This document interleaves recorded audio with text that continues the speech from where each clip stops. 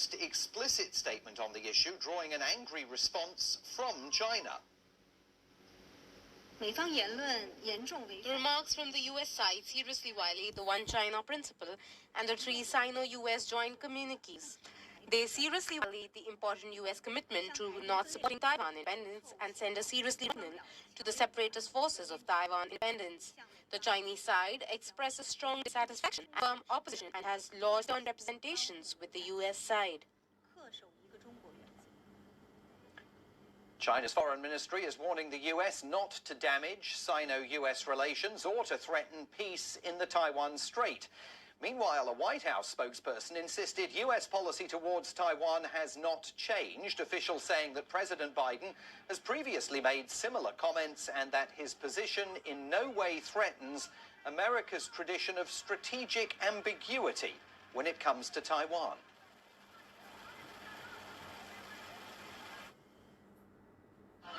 US forces would defend Taiwan, President Biden has said, in the event of a Chinese invasion. It's his most explicit statement so far on the issue, with comments that are sure to anger Beijing. In a CBS 60 Minutes interview broadcast on Sunday, he was asked whether US forces would defend the democratically governed island claimed by China. He responded, yes, if in fact there was an unprecedented attack. Asked to clarify if he meant that, unlike in Ukraine, US forces would defend Taiwan in the event of a Chinese invasion, Biden replied, yes. It's not the first time Biden has appeared to go beyond US policy on Taiwan, but this statement was clearer than previous ones about committing US troops to defend the island. The US has long stuck to a policy of strategic ambiguity and not making clear whether it would respond militarily to an attack on Taiwan. When asked to comment, a White House spokesperson said US policy towards Taiwan has not changed. Biden's remarks are sure to enrage Beijing, already angered by a visit to Taiwan by US House Speaker Nancy Pelosi. That visit prompted China to conduct its largest ever military exercises around the island. For more on all of this, I'm joined again today by Jamil Jaffer, the founder and executive director of the National Security Institute. He's live with us today from Arlington in Virginia, just outside Washington, D.C. Mr. Jaffer, what is going on here? I mean, there is nothing strategically ambiguous about saying that if China launches an attack on Taiwan, the U.S. military will get involved. Well, that's exactly right. But the fact of the matter is that we've long gone back and forth with China about the status of Taiwan. And while we do have a one China policy, the United States also has the Taiwan Relations Act, under which we provide a significant amount of military capabilities and the like to Taiwan.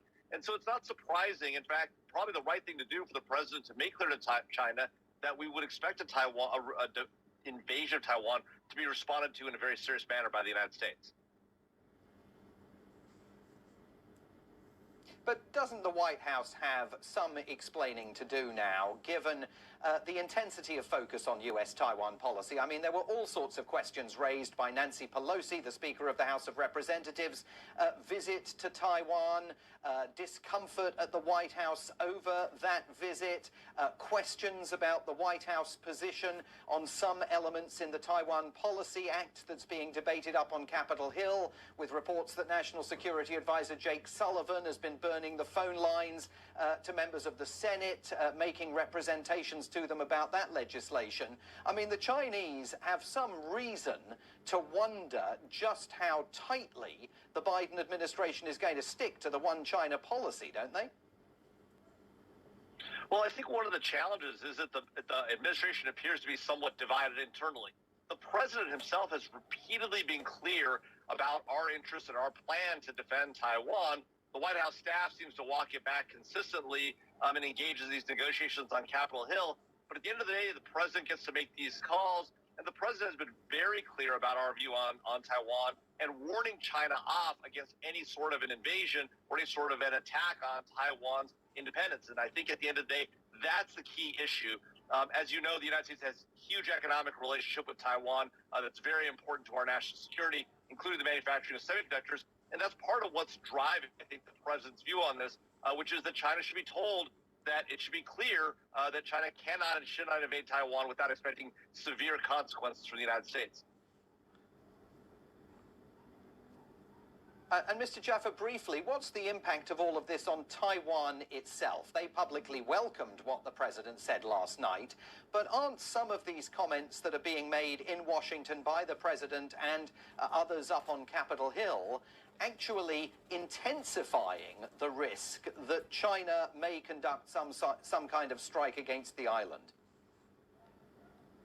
Well, I don't think so. And the reason I don't believe that is because China's been very aggressive in the last few months and years towards Taiwan. We've seen an unprecedented number of air incursions by their fighter jets into Taiwan's air defense zone.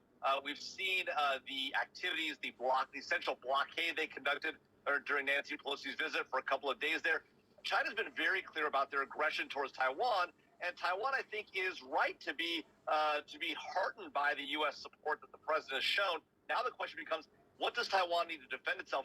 Does it have the capabilities it needs? And if not, how can the United States provide those capabilities, at least in the interim, so Taiwan can more effectively defend itself?